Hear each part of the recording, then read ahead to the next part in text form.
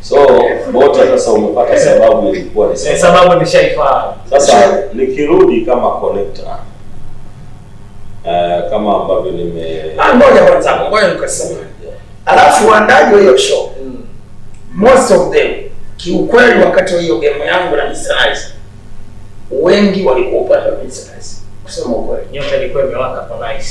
Walikuwa upande wa yeye. Kwa maana nasizungumzia sasa waandaji. Nikisema waandaji maana yake si private promotion Bonny Club. Walikuwa upande wa Nice. Kuliko na ndio maana nilipo kama tuna polisi. Nikawekwa rumande Central. Charge iliandikwa Clouds wananidai milioni 25. Ninaharibu vitu. Je, wewe ulikuwepo kwenye show? Niliharibu speaker. Na kuuliza. Wewe umesema ulishuhudia? Ulishuhudia kwenye gazeti? Shuhudia kumpiga Mr. Nice ni mmoja kati ya watu ambao nilishuhudia. Ulishuhudia ukiwa nyumbani kwako au pale? Ulishuhudia nikiwa. Sasa nakuuliza nilivunja speaker? Swala kuvunja speaker sikushuhudia, nilishuhudia. Kuna chombo chochote nilivunja? Mimi huko sikushuhudia. Sasa kwa nini mahakamani Clouds waandaji waandike nimeharibu vitu vya milioni 25? Halafu wazee wa Njenje wenyewe wazinduzi wa wenye albamu yao walisema hamna. Sisi sikiliza, Clouds walianza kuwashawishi Njenje na Mr. Nice ndio wanikandamize mahakamani. Mimi nifanye nini? Nifungu. Lakini Mwenyezi Mungu alipo mkubwa yuko upande wangu mimi.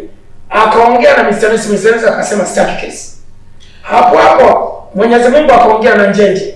Wazee wa Njenje wakiniuliza waziri ndio wenye album yao wakasema Dudubana kwa sababu wote hatuendi mahakamani kumganga. Asante. Dudubana nataka nikuulize swali hili. Unaona vitu pili. Kwa mimi issue na Clouds hazianza leo. Dudubana. Sasa hebu tusikilize master. Kongwe, unajua tumeitana leo kama watu wazima. Nimejaribu kupita hapa kama mmoja kati ya watu ambao tuliangalia haya na malengo makubwa. Singependa tuwashirikishe watu wengine. Mimi nilishuhudia kile nilichokishuhudia.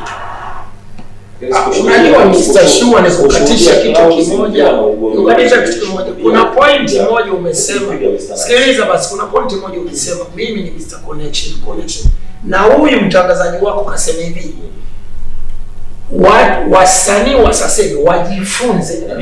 Nataka jibu hapo. Sasa nisipozungumza ni namna gani mimi na Mr. Nice tulichounganishwa. Hao watoto wa sasa hawezi kujifunza. Kwa sisi kama malegend tuzungumze tulichounganishwa vipi. Bounce alikujaje kuniita mimi na ilikuwaje Mr. Nice? Yeye kashaimba achukue tena mic ya 3 apande jukwani. Bota tumeelewa. Ili tutoe somo kwa vijana wa sasa kwamba usitumike kijinga, maana yake sisi ni public figure, ni malegend. Ili watoto wetu wa sasa hivi, vijana wetu wasichonganishwe kama ilivyo tutokea sisi. Ndio maana hii interview